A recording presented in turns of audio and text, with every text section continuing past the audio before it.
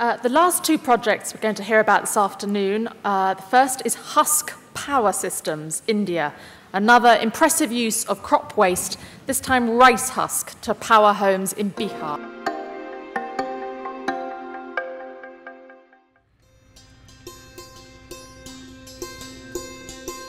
Bihar in India's Ganges Plain. In many of these poor rural areas, little has changed in decades. Electricity has been slow to arrive here.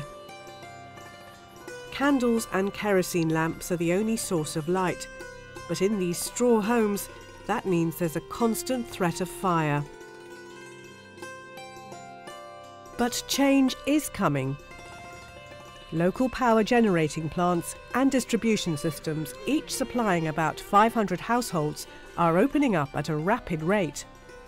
Husk Power Systems was founded by Ganesh Pandey. We set up a couple of plants and we figured that out. Once we got the technology working, we basically started working on the exact business model, the pricing and everything. The system is village scale. The plants and overhead cables can be set up quickly and cheaply. When you form one big station and you put out one big grid, then it just becomes a complex operation. The way to provide electricity to rural areas has to be through a small organization. The fuel for the power plants is a plentiful resource in Bihar. Rice husk.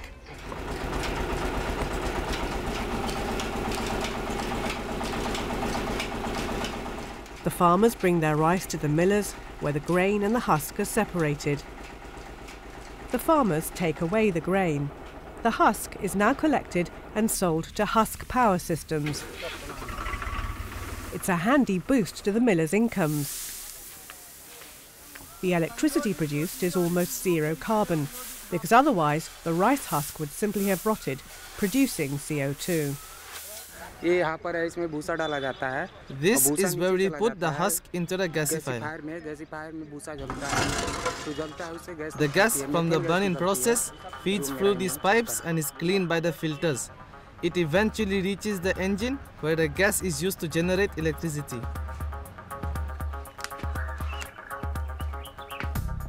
Husk Power Systems insists on rigorous health and safety procedures for their staff. The machinery is checked on a daily basis. Regular maintenance is vital to ensure a reliable supply of electricity to their customers. Data on every plant's performance is collected and sent to head office. The voltage and current can be monitored on the company's website. Fees are collected from customers each month, and any faults can be checked at the same time. Customers are trained to use electricity and have to sign an agreement saying they will follow safety rules. Now, when a power plant starts up in the afternoon, people's lives are transformed. Manish is enjoying the benefits it has brought to his family. Now I feel elated when I see my kids studying at night. I used to struggle to see what on earth I was reading when it was just a lantern.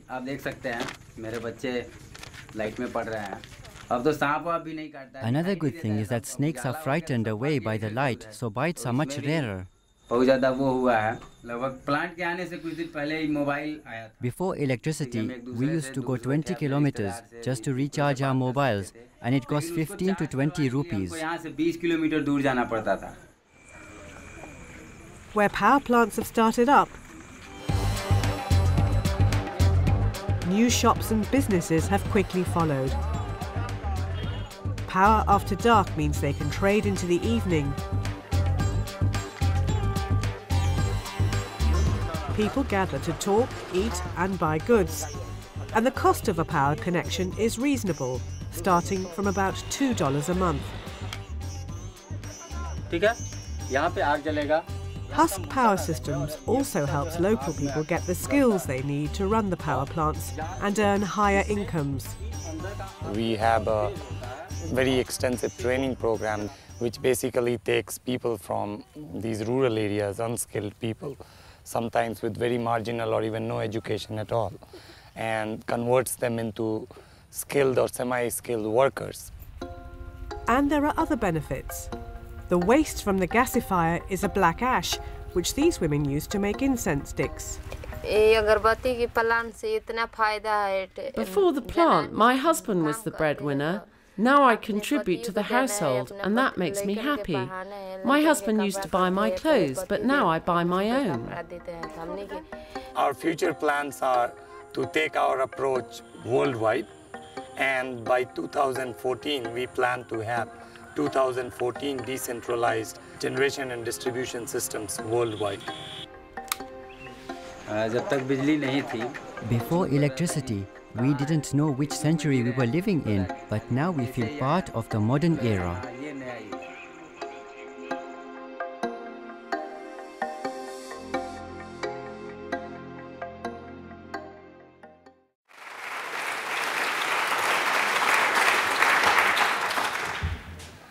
Thank you and good afternoon. I was born in a small village in Bihar.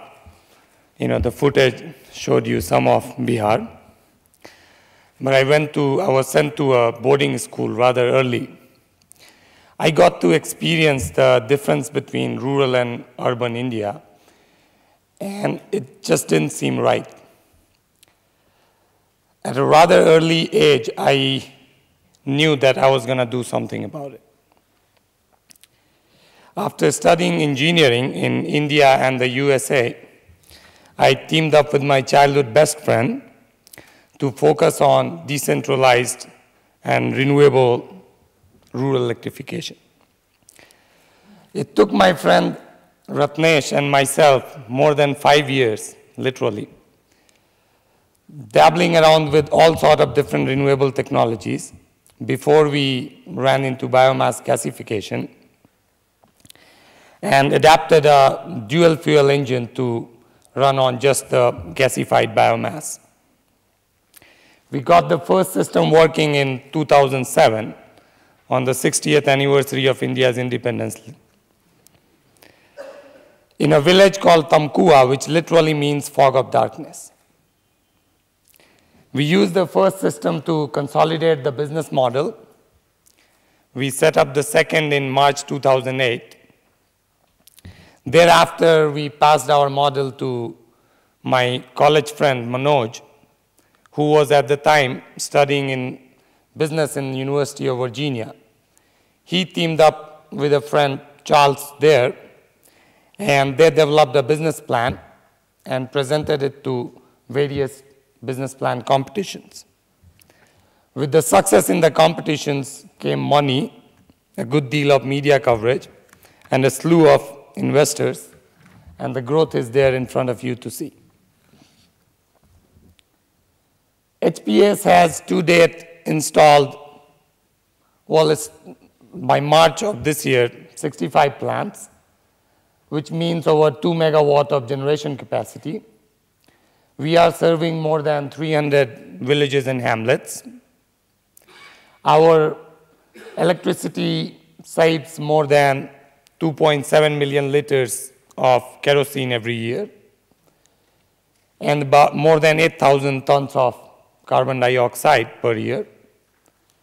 Saves roughly rupees 100 or close to about $0.9 million in household savings every year.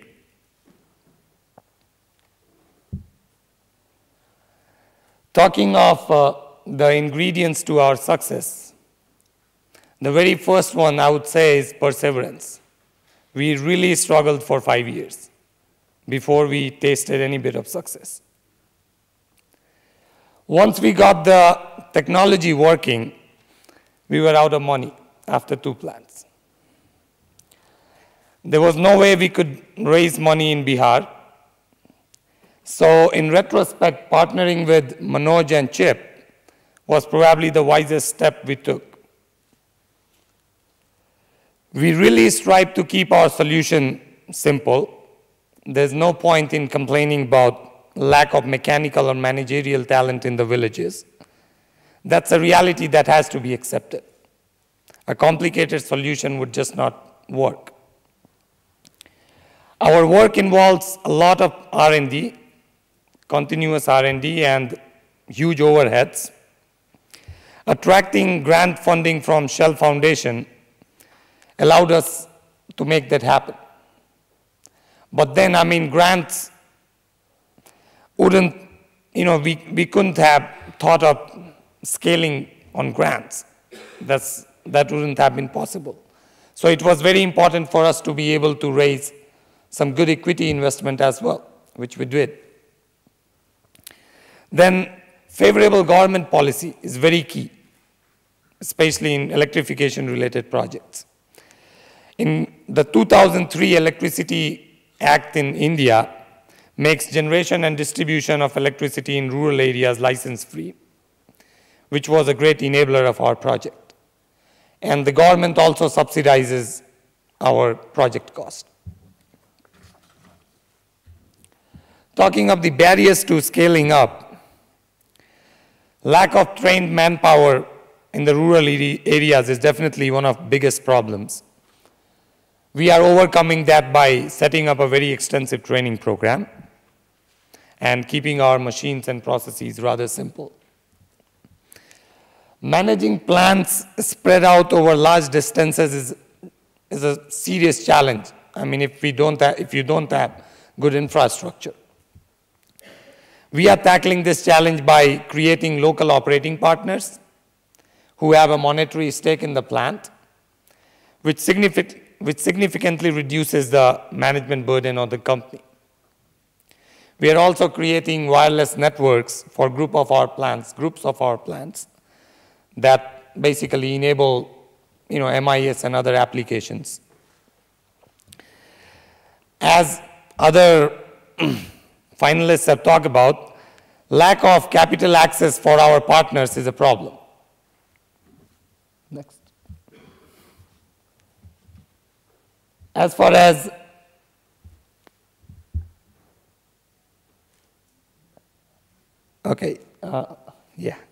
So talking of our future plans, we plan to set up 2014 plants by 2014.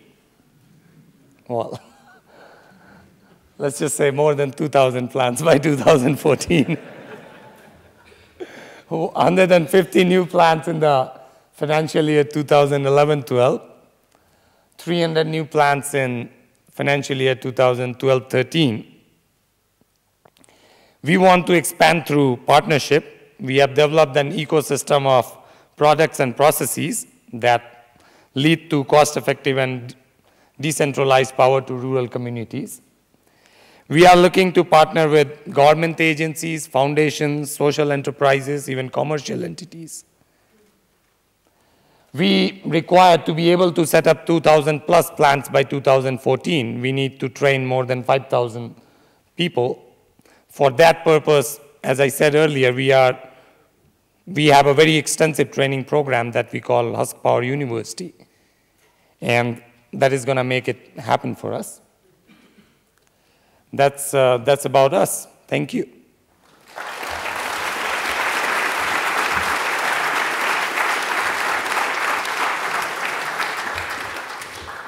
Thank you very much, Ganesh. And so on to our final project, Tough Stuff International, a really impressive supplier of affordable solar products to the poorest through mainstream supply chains.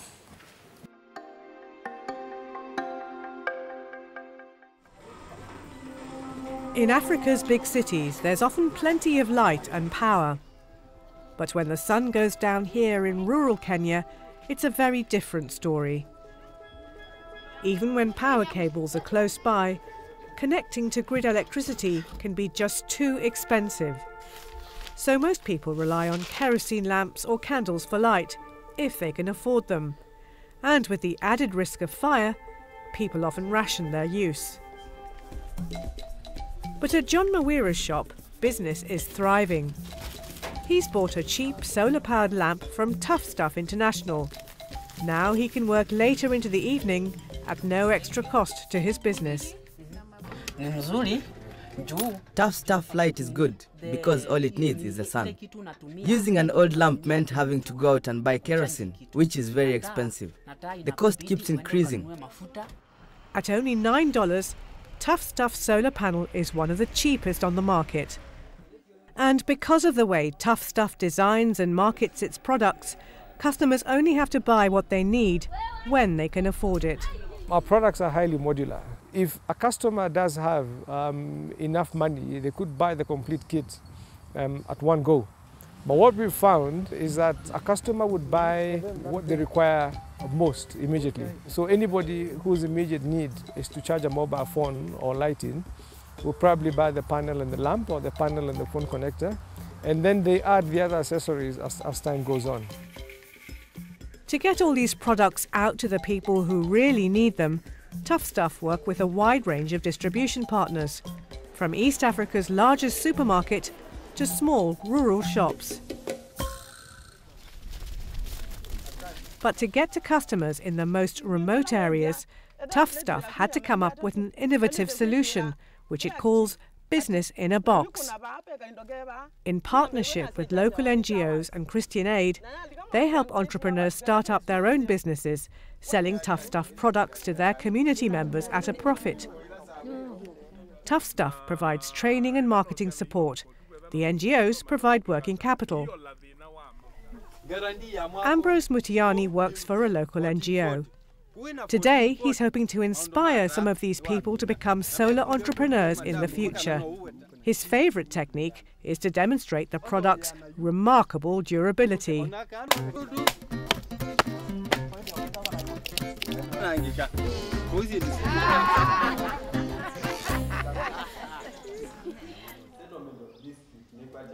Yes, that is very good. Once recruited, the aspiring entrepreneurs are trained, so they know exactly how the products work.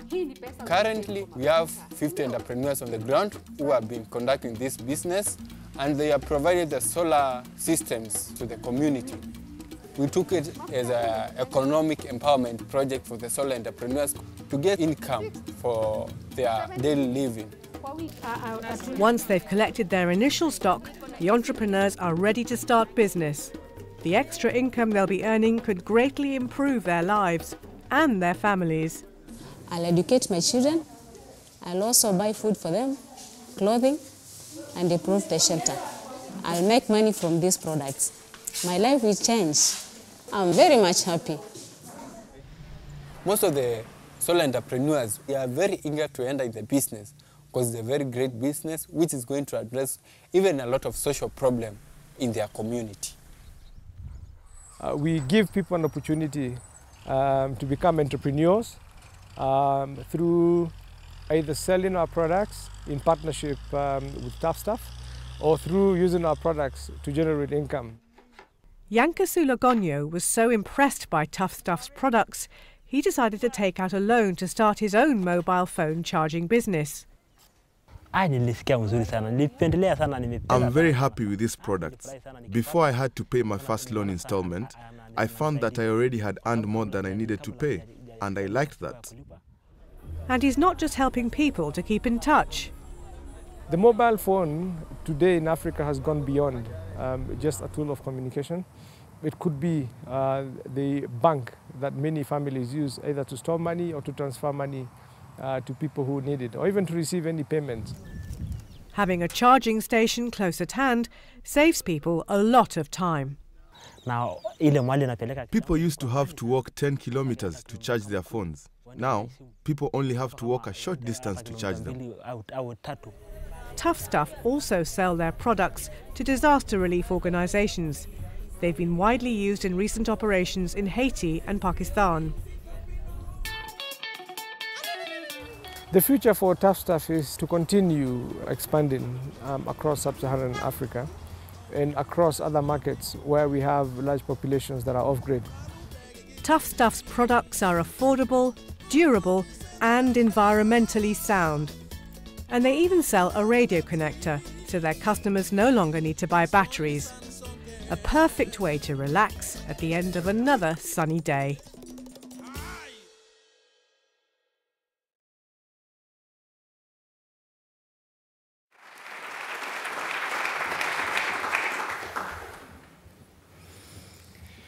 In Malawi, our market research showed that on average, to charge mobile phones, people would walk for an hour, wait for 3.5 hours, pay the equivalent of 30 cents, then walk back for another hour. Twice a week, that's $30 a year to pay for phone charging. In Zimbabwe, even the poorest pay 10 cents a night for kerosene for lighting. They use a few candles too, but they're more expensive. On average, over $50 a year is spent on lighting. In Madagascar, we found on average each family got through 4 batteries a week playing the radio.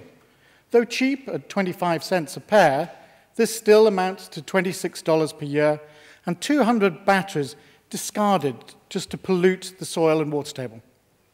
Just these 3 basic energy needs amount to over $100 per year, where the earnings are about $500. 20% of available cash spent on energy. Tough Stuff has developed a modular, integrated range of solar-powered products to meet the 3 main energy needs of off-grid customers. Tough Stuff provides much more than simply lighting. We're an energy company, not just a lighting company. We provide energy solutions to those who live off-grid, without electricity, people who are often the poorest of all.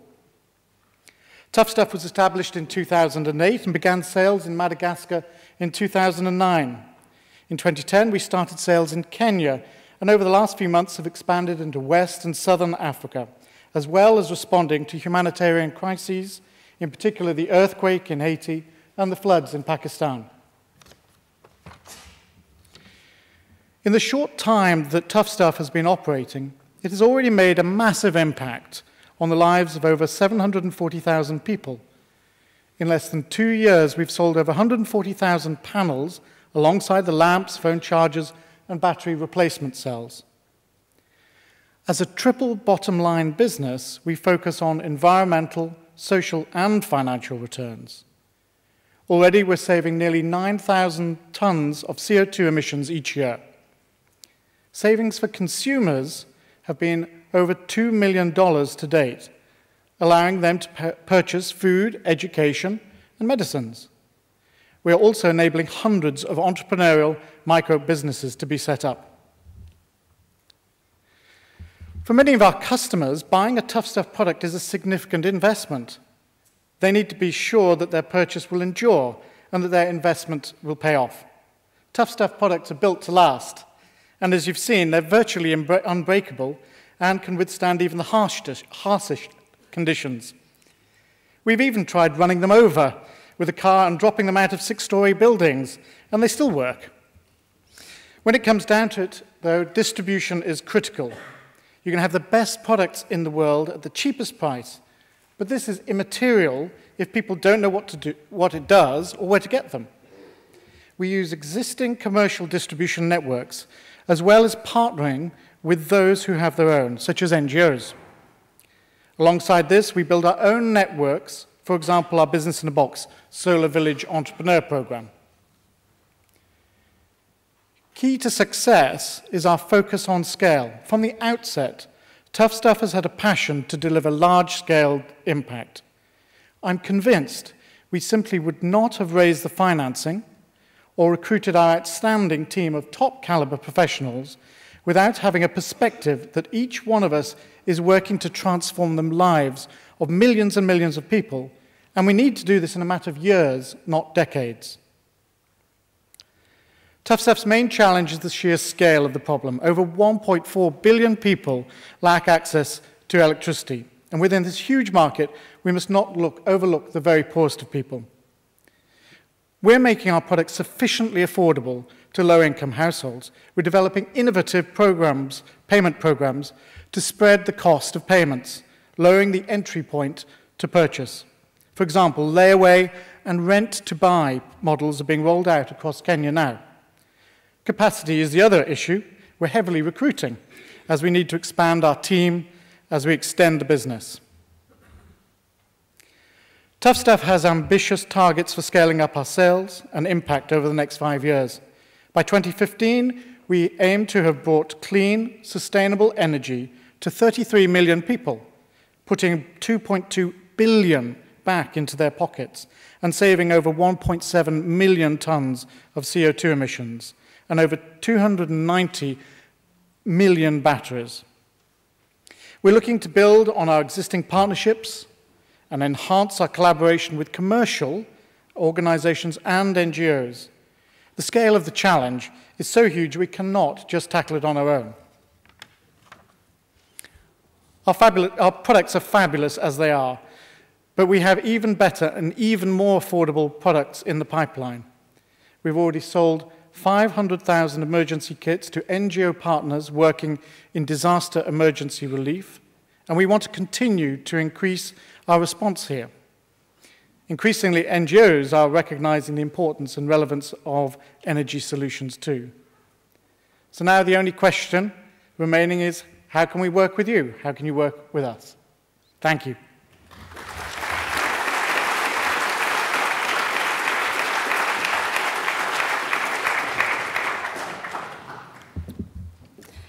Thank you, Andrew. And Andrew Ganesh will now take a few questions from the audience in another question and answer session.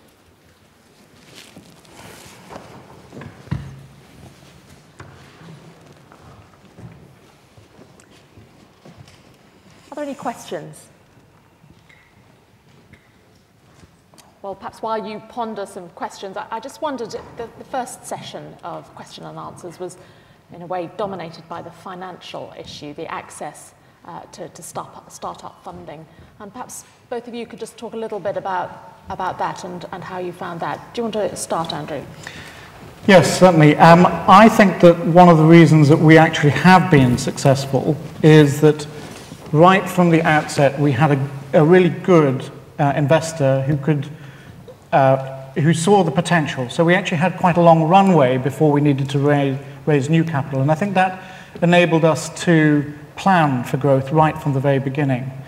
And so good investment right from the very beginning, which we benefited from, I think is key to growing these kinds of sustainable businesses. And what's the sort of time frame there? You talk about a runway. I mean, how long did we had that upfront investment? Okay, we had a business plan which was breaking even after 3 years.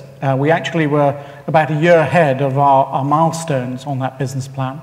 And so after 2 years, that's enabled us to actually seek further funding, which has enabled further growth. So recently we received further funding from Norfund, the Norwegian DFI, who's invested in us for growth. And what about you, Ganesh? We spent money from our pocket, me and Rutnesh, and lots of it, really lots of it. And then business plan competitions did the trick for us. Definitely local funds are not there. Can you explain that this was an international competition that you Yeah, international competition. So we did initial experimentations and everything. From our own pocket, we set up 2 plans, basically proved the concept. And then we made little documentaries and all that good stuff, sent them over to Manoj and Chip, who built a big business plan around it. They were business students, good at it. They came, saw everything, understood. They went and presented it out there. And we got great success in those. And after that, it's been a cakewalk. It's been really easy. Getting investment from, have local banks supported you? You said no, not local banks at all. I mean, local banks are bad, but no, I mean, it's, it's venture capital firms, basically. Social investors and all kind of investors, basically, commercial investors out there. Any questions? I think we've got a few questions now. Is there a microphone this side? There's a gentleman just here. I'm Sharan from Reading University in renewable energy. I had a lot of questions from Mr. Pandey. First is, what is the capital investment in this project? Say a typical power, you can assume some capacity and let me know what is the average investment. I'm very proud to say that only thing cheaper than us is a diesel generator. We are the cheapest out there. Just to throw some numbers, just about $1 per watt capital expenditure for generation, distribution, training, all these included. Equipment, how much does it cost? The equipment itself? We don't sell equipment, so there is no point of cost of equipment. We set up plants, we set up distribution, we train, so we don't have cost of equipment. You can't get our equipment. You are we won't give you on our a complete turnkey basis, is it? Yeah. Then how much do you charge? $1 per watt, roughly. $1 per watt. Yeah, That's roughly. A little bit more, a little bit less. I mean, depending on the exact range, but roughly around there. Who are the buyers? Who are the buyers? We don't sell the equipment, as I said. No, I mean, who are your... electricity buyers are people, households and businesses. And who are the investors? Investors are, you know... I mean, are they big farmers or they are industrialists or what type of people use to buy your technology? Okay. Venture capital, isn't it? Yeah, investors are venture capital firms and all. So, if I may go, we have 3 different models. We call them boom, bomb, beam. Boom is built, owned, operated and maintained by Husk Power Systems. Okay. So Husk Power Systems invests money. BOM is built, owned and maintained by Husk Power Systems. They are operated by a local entrepreneur who puts in about 10% of the project cost so that he has a monetary stake and he gives us a fixed fee every month. And BM is more of a franchise partnership. So, yeah, franchise will be, as I said in the presentation, government agencies, you know, foundations, social enterprises, commercial entities. We don't like individual, I mean, we do, I mean, we have supplied very small, couple of them to individual people, but we like to partner for bigger numbers and different geographies. You are not going for it. I think it's only fair, actually, if a few other people. Perhaps you can catch Ganesh later for these detailed questions. There was, I know you've had a chance, so perhaps I ought to look over the other side of the room, actually, if you bear with me. There's a gentleman over there with his hand up. Reference to Shell and a business plan. Can you tell me, did that actually go ahead? Were they supporting your project? Yeah, Shell Foundation. They came in rather early. In fact, they were the first post the business plan competitions.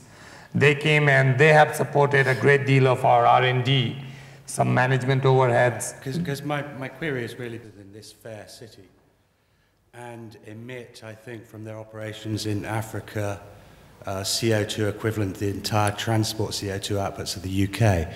How do you rationalise that, you know, ethically? I don't even try to rationalize it.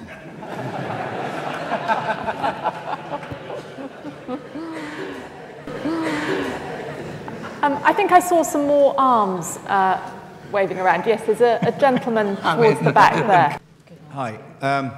I'm interested in taking your technology over to Africa, to Kenya, because I have a charity myself in Kenya. I was interested in the rice husk ash that may or may not be produced when you actually burn the rice husk to generate. Do you have a residue, and if so, is that used? I beg your pardon. Rice husk ash that comes as a residue from the burning of rice husk. Yes, am I correct? Is that a residue that you can actually use? Oh yeah. As you saw in the video. Yeah, I haven't seen the full.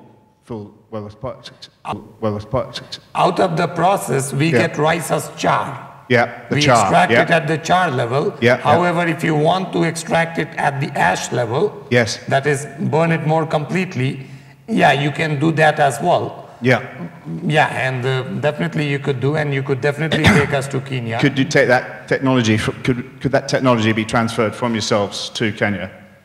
Oh yeah. On a license basis, talk to me after this. On a license basis, how would it work? Okay, before you close the deal, there was another. Please do. Let's talk outside this. There was a gentleman 2 rows in front. Thank you. Katima working with Bices Group.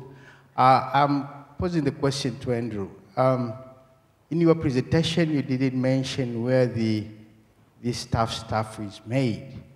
And I want to know whether in your expansion portfolio, you are thinking of setting a plant, for example, in Kenya or in Tanzania, where I'm coming from?